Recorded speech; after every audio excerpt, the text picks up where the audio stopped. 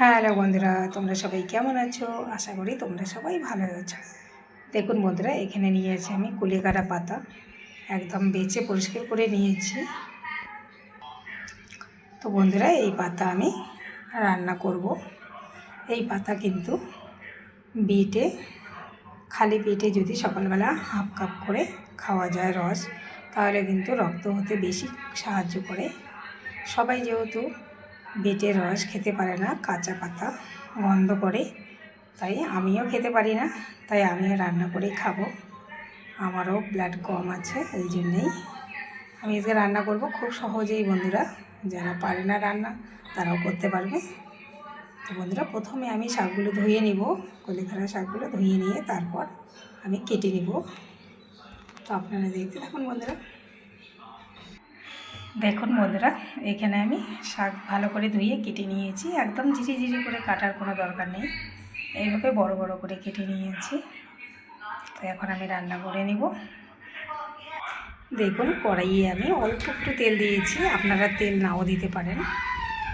এখন আমি শাক দিয়ে দিচ্ছি। শাক আমি দিয়ে দিয়েছি।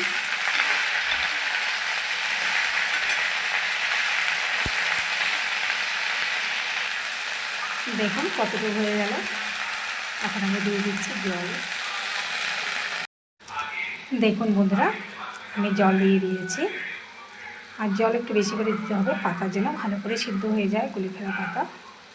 দেখুন ঝোলটা একদম সবুজ বেরিয়েছে। আর বন্ধুরা, এখন দিয়ে দেবো অল্প একটু লবণ।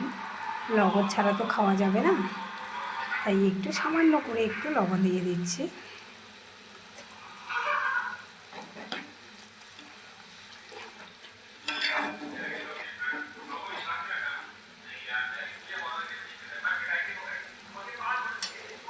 এই পাতার এইভাবে ঝোল করে বা কাঁচা পাতার রস করে যদি 10 দিন খাওয়া যায়, যাদের হিমোগ্লোবিন কম, 10 দিনেই একদম হিমোগ্লোবিন হয়ে যাবে বন্ধুরা, আমি বলছি। কারণ আমি খাই রোজ দিনই, আমারও হিমোগ্লোবিন খুব কম। আমি এইভাবেই খাই। আমি কাঁচা পাতা খেতে পারি না, কাঁচা পাতার রসটা আমি রান্না করে এইভাবেই খাই। আপনারা দেখতে থাকুন। দেখুন বন্ধুরা, শাক কিন্তু আমার আর হয়ে আসছে।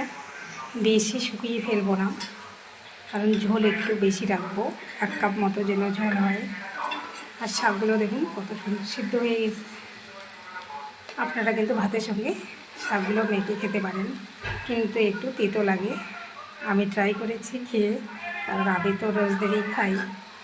আমি ট্রাই করেছি, একটু তেতো তেতো ভাব লাগে। আমি এখন নামিয়ে নেব।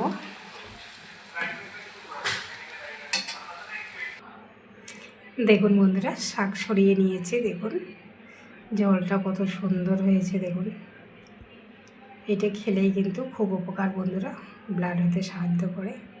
তো আপনারা এইভাবে ট্রাই করবেন, খুব ভালো। 10 দিন খেলেই আপনারা বুঝতে পারবেন। তো বন্ধুরা, ভিডিওটি আজকে এই পর্যন্ত শেষ করছি। আবার কোনো নতুন ভিডিও নিয়ে দেখা হবে। টাটা বন্ধুরা, সবাই ভালো থাকবেন, সুস্থ থাকবেন।